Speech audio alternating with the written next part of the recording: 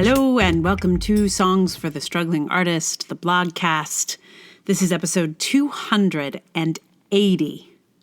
What a nice round number. My name is Emily Rainbow Davis. Thank you for listening to the blogcast. It is very nice that you're here. Today's blog is Halloween themed. I'm not usually time specific about stuff.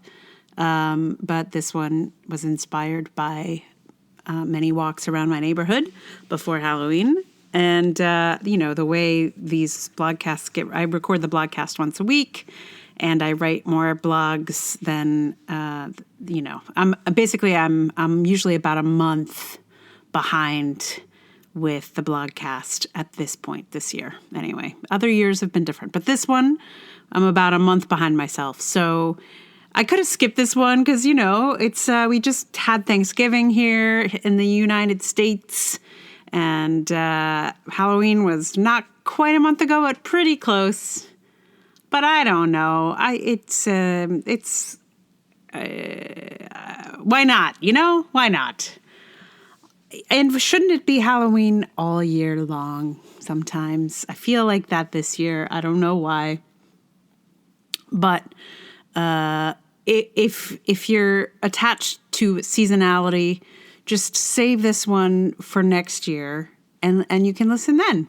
And it'll be right on time. You can listen to it on Halloween next year. You just, it's going to be a little bit of a wait.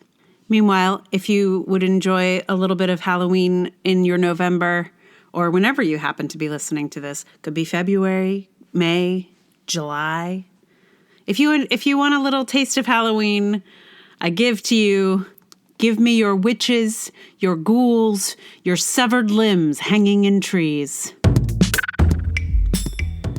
The cheerful scarecrow dolls and corn cob clusters don't thrill me, but I will celebrate any nod toward decoration this month. I embrace your paper pumpkin, your hay bale, your autumnal faux leaf display. But I am delighted by your circle of witches, your zombie doll babies, your floating spectres, your plastic bag ghosts, your homemade headless magician, your skeletons engaged in activities, your dagger wielding clown child on a swing, your smoke machine, your sound effects, your backlit and uplit cloaked figures, your spiders, your crows, your ravens, your bats. Having been starved of art for so long, I have not yet been to a museum or a theater since March 2020. I find myself intensely grateful for the experience of discovering decorations on my neighbors' houses and apartments. Is it art? Mostly not, but occasionally there's something that feels like it. The house with the dead and breakfast sign felt like such a complete concept in its design. I can imagine the experience continuing should I walk through the gravestone yard and go up the steps, up to the figure who tells you to beware and attempts to send you away. I can then imagine trying to check in to this glorious dead and breakfast where skeletons climb in at the windows. Art or not, it feels like an exercise of our art muscles as we applaud the good ones and bemoan the missed opportunities of houses that seem to be perfect settings for Halloween displays. I am weirdly so intensely grateful to all the people who've made an effort. It seems like this is a new development, that this year is unusually rich in Halloween festiveness, but I can't be sure. I've never gone hunting for Halloween houses before.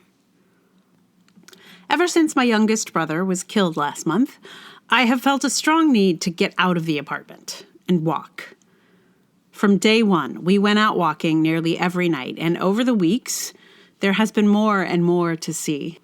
It feels so much better to get out and walk because we have a mission to see the best Halloween decor for fun than to just be out grief walking. So I just want to say thank you to my neighbors for giving us cool things to look at. I thank you for your inflatables, your cobweb arches, your flashing eyes, your jack-o'-lantern pile, your comedy skeletons who drink beer, read dirty joke books, and fart. I thank you for your inflatable dragons that turn their heads to look at me. Though I am not 100% sure dragons are on theme for Halloween, they are 100% on theme for me. So, extra thanks. I thank you for your vampires and your transforming portraits. I thank you for your flashing orange and purple lights.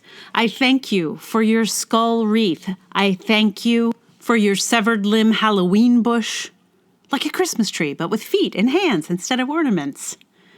I thank you for your Yoda-toting T-Rex skeleton eating a hand. I thank you for your blood-smeared windows. I thank you for your tiny mermaid skeletons that I feel sure you dressed yourself in tiny, shiny mermaid skin tails and bikini tops. I thank you for cheering us up with darkness. And if you live in my neighborhood and you know a cool Halloween house to go see, please let me know. I'm out walking, looking for them. These Halloween decorations were such a lifeline for me. I was really worried about what was going to happen when Halloween was over. And it truthfully sucked. I got very attached to having cool Halloween decorations to go look at. And, you know, they just like aren't Thanksgiving decorations per se. A couple people, you know, put out some harvest paraphernalia, and one of our neighbors had like a kind of a figure that they put a turkey hat on, which was adorable. But it's not like, oh, let's go out and see the Thanksgiving decorations. there aren't any, really, per se. Some people left their Halloween stuff up for a while, though. There's still some pumpkins around the neighborhood, which I appreciate. But now Christmas decorations are going up, and normally I don't want Christmas decorations until like closer to Christmas, but this year is a totally different story. Like I'm like, oh boy, thank you. I'm so happy to see your inflatable snowman today. So, you know, who knows? Grief affects us in funny ways, and apparently with me, it's house decorations. It's very odd.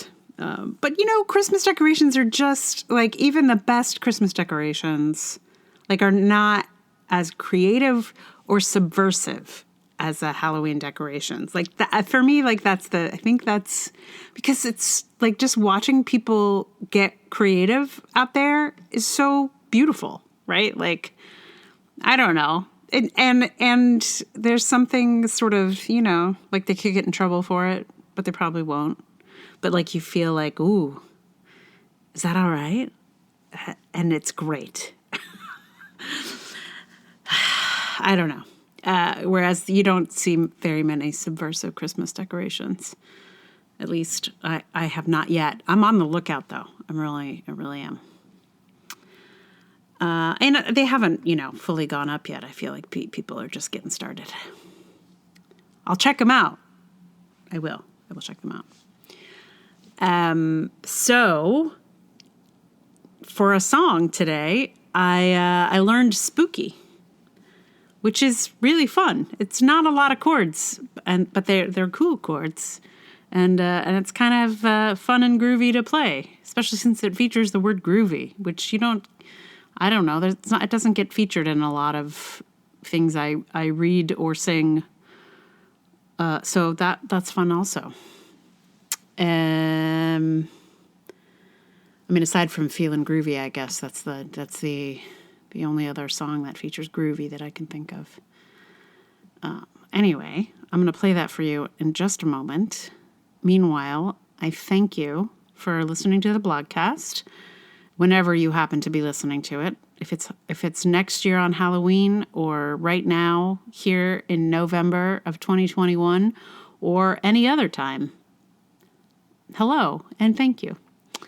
If you like the podcast, please tell someone about it. Share it on the social medias, like, subscribe, review, all of those things.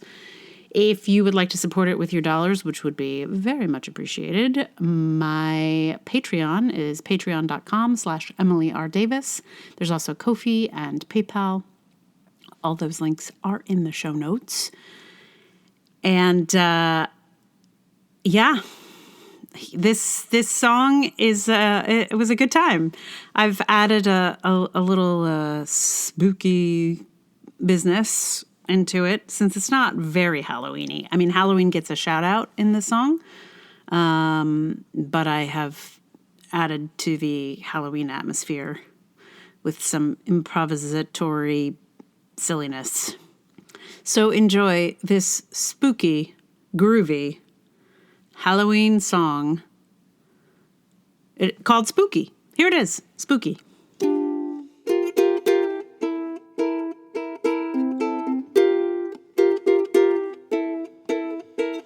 In the cool of the evening when everything is getting kind of groovy, I call you up and ask you if you'd like to go with me and see a movie. First you say no, you got some plans for the night, but then you stop and say, alright, love is kinda crazy with a spooky little girl like you.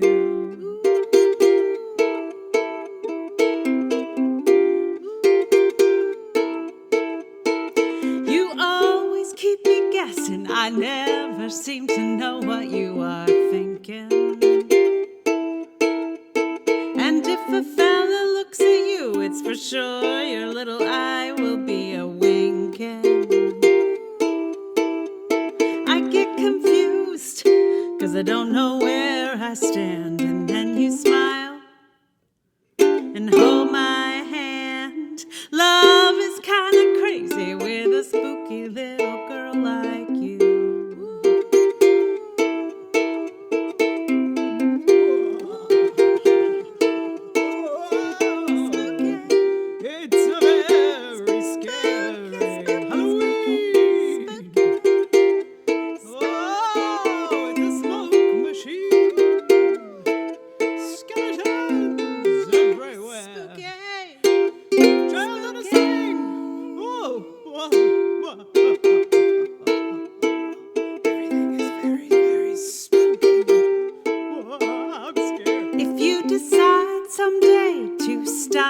Little game that you are playing, I'm gonna tell you all the things my heart's been a-dying to be saying. Just like a ghost, you've been a-haunting my dreams, so I'll propose on Halloween. Love